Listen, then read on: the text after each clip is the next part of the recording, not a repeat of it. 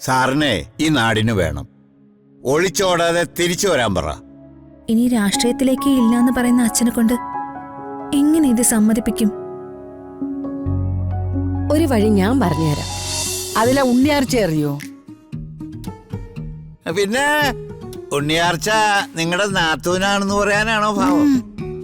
അല്ല, നാദാപുരത്ത് അങ്ങാടിയെ വിറപ്പിച്ച ആ ഉണ്ണിയാർച്ചയെ പോലെ നമ്മുടെ കൃതിക മോള്.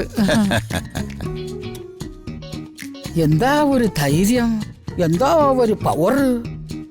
ഒരു പടവാളും കൂടെ കയ്യിൽ വേണം. ദാണ്ട വേണു ആശാനും രാധമ്മയ്ക്കും കൂടെ 2 കാട്ടുവാഴകളുണ്ട്, 2 പെമ്മക്കള്. ആ ഒരു കുറവ് നികത്താൻ ദൈവം തന്നതാ കൃതിക മോള്. ദേ, നിങ്ങൾ ഒളിഞ്ഞും തെളിഞ്ഞും പല പ്രാവശ്യമായിട്ട് എന്റെ നേരെ വരുന്നു. പ്രായമൊന്നും ഞാൻ നോക്കില്ല, പറഞ്ഞേക്കാം.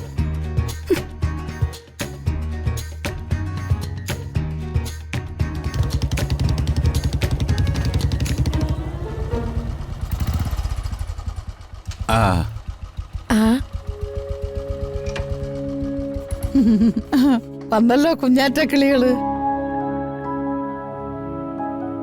ഞങ്ങൾക്ക് വളരെ സന്തോഷമായി. പിന്നെ വിശക്കുന്ന്, കുബൂസും പാലും കഴിക്കട്ടെ? ഓ വേണോ? വേണ്ട, ചെല്ല്.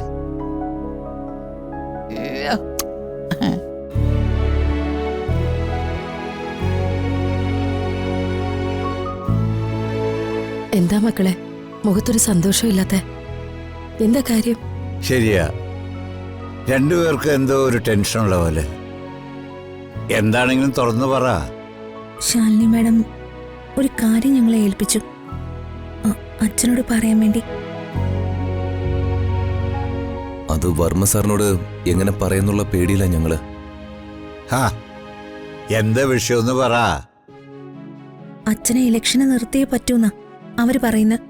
ആഹാ, മക്കളെ, അത് കളക്ടർ മാഡത്തിന്റെ ആഗ്രഹം മാത്രമല്ല, എന്റെയും കൂടി ആഗ്രഹമാണ്.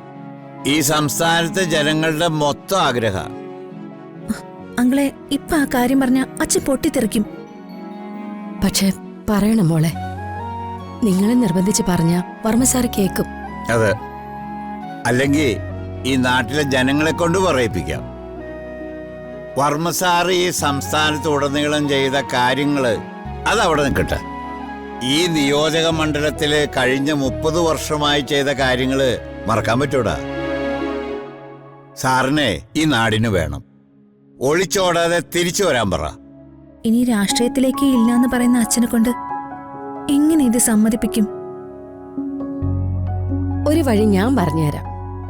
രാവിലെ കുളിച്ച് കുന്നത്ത് കാവില് പോയി തൊഴുത് പ്രാർത്ഥിക്കേ. ദേവിയും സർപ്പദൈവങ്ങളും കൂടെ ഇതിനൊരു പരിഹാരം ഉണ്ടാക്കി തരും, തീർച്ച.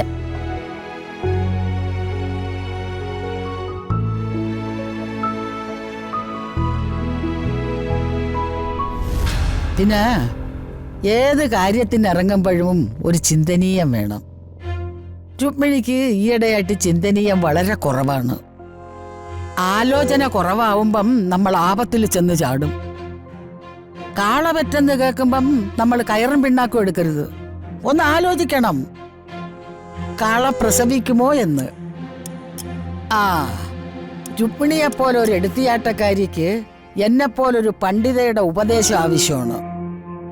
അല്ല, ഇതൊക്കെ മനസ്സിലാക്കിയിട്ടാണ് രുക്മിണിയോട് ഞാൻ ഇതൊക്കെ പറയുന്നത്. രുക്മിണിയോടുള്ള സ്നേഹം കൊണ്ടാണ്.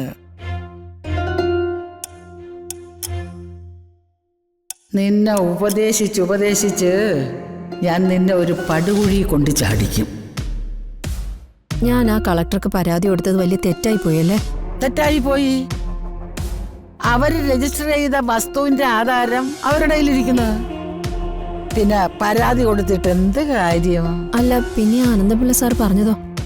അവൻ പിന്നെ മാഞ്ചിയം പൊങ്ങല്ലിയോ എന്നൊക്കെ പറഞ്ഞത് പാഴ്മരമാണ്, വെട്ടി ഇറക്കിയ വിറകിനുള്ള. അവൻ പണ്ട് അമേരിക്കയിലോ ഇംഗ്ലണ്ടിലോ പോയൊരു സായിപ്പിന്റെ ഫ്രണ്ടായി. എന്നിട്ട് ആ സായിപ്പിന്റെ മദാമ്മയെ അങ്ങ് കെട്ടി സായിപ്പിനെ തട്ടിക്കളഞ്ഞു. അവന്റെ കാശാ ഇതൊക്കെ. ഇതൊക്കെ ഉള്ളതാണോ മുണ്ടക്കിലമ്മേ? ചിലപ്പോ ശരിയായിരിക്കും. അല്ലെങ്കിൽ അവന് ഇത്രമാത്രം കാശ് എവിടെന്നാ? പിന്നെ ആ മലവിഴുങ്ങിയ കൂട്ടുപിടിച്ചോ. അവൻ ആ വർമ്മയുടെ ഒന്നാം തരം ശത്രുവാ. നമുക്ക് അവനെയാണ് ആവശ്യം. കണ്ട, അതുകൊണ്ട് ഞാൻ പറഞ്ഞ് അവസാനിപ്പിക്കുക. എന്ത് കാര്യത്തിന് പോകുമ്പോഴും രുക്മിണി ഓടി വന്ന് എന്റെ ഉപദേശം സ്വീകരിക്കണം. ഇല്ലെങ്കിൽ ഇതുപോലുള്ള ആപത്തിൽ ചെന്ന് വീഴും. അറുത്തകയ്ക്ക് ഉപ്പ് തേക്കാത്തവളാണെങ്കിലും ഈ കൊച്ചമ്മണി ഒരു ശുദ്ധഗതിക്കാരിയാ. അതുകൊണ്ട് എന്നെ ഉപദേഷ്ടാവായി നിയമിച്ചോ. ഫീസ് ഞാൻ പിറകെ പറയാം. ഗൾഫിൽ എന്നെ വിളിച്ചിരുന്നതേ ഡോക്ടർ ആമിനെ എന്നാ, അറിയാമോ? എന്നാ ഞാൻ ഇറങ്ങട്ടെ രുക്മിണി.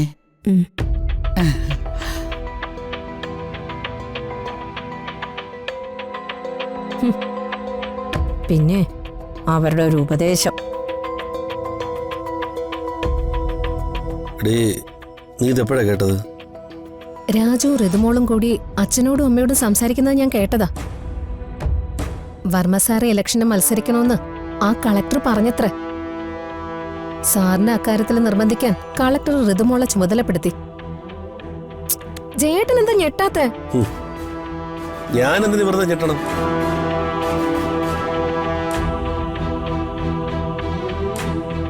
അല്ല, ഞാൻ എന്റെ സംശയം കൊണ്ട് ചോദിക്കുന്നതാ. ഈ ഋതുമോള് വർമ്മ സാറിനെ പറഞ്ഞ് സമ്മതിപ്പിച്ച ഈ അനന്തം പിള്ളയുടെ കൂടെയുള്ള ജയേട്ടന്റെ ഭാവി നഷ്ടാവില്ലേ? കാറ്റ് എങ്ങോട്ട് വീശിയാലും ആ കാറ്റിനോടൊപ്പം ഈ ജയം വളരെ സ്മൂത്തായിട്ട് പറന്നു കിടക്കും. ഒരപ്പം താടി പോലെ. പല മുറികളിലും പല ഗൂഢാലോചനകളും നടക്കുന്നുണ്ട്. എല്ലാം കണ്ടുപിടിക്കണം. എനിക്കൊന്നും മനസ്സിലാവുന്നില്ല ജയേട്ടാ. എന്റെ പ്രിയേ, കമഴ്ന്ന് വീണ കാലണയെങ്കിലും അടിച്ചു മാറ്റാതെ ഈ ജയ എഴുന്നേക്കത്തില്ല. കാർക്കിച്ചു തൊപ്പിയ കാലണ പോലും ഞാൻ എടുക്കും. കാലണയോ? അണയും കാലും ഒക്കെ പണ്ടല്ലായിരുന്നു. ഓ എടീ, ഞാനൊരു ഉദാഹരണം പറഞ്ഞതാ. ഈ ഇലക്ഷൻ കാലം എന്ന് പറഞ്ഞാലേ എന്നെ പോലുള്ളവരുടെ കൊയ്ത്തുകാല. ഞാൻ കൊയ്യും. ഞാൻ കാശ് വാരുമെന്ന് നീ കണ്ടോ? ആര് മത്സരിച്ചാലും ജയിച്ചാലും ആരുടെയെങ്കിലും ഒരാളുടെ പി ആയിട്ടെങ്കിലും ഈ ജയം മാറുകയും ചെയ്യും. കേട്ടാടി, ഈ രാഷ്ട്രീയ അഭ്യാസമൊക്കെ ഞാൻ പഠിച്ചു പോയി. എനിക്ക് ബേസിക് ആയിട്ട് തരികിട ഉണ്ടായിരുന്നല്ലോ. അപ്പോ പഠിക്കാൻ വളരെ എളുപ്പമായിരുന്നു. ഓ, കള്ളന് കഞ്ഞി വെച്ചവൻ.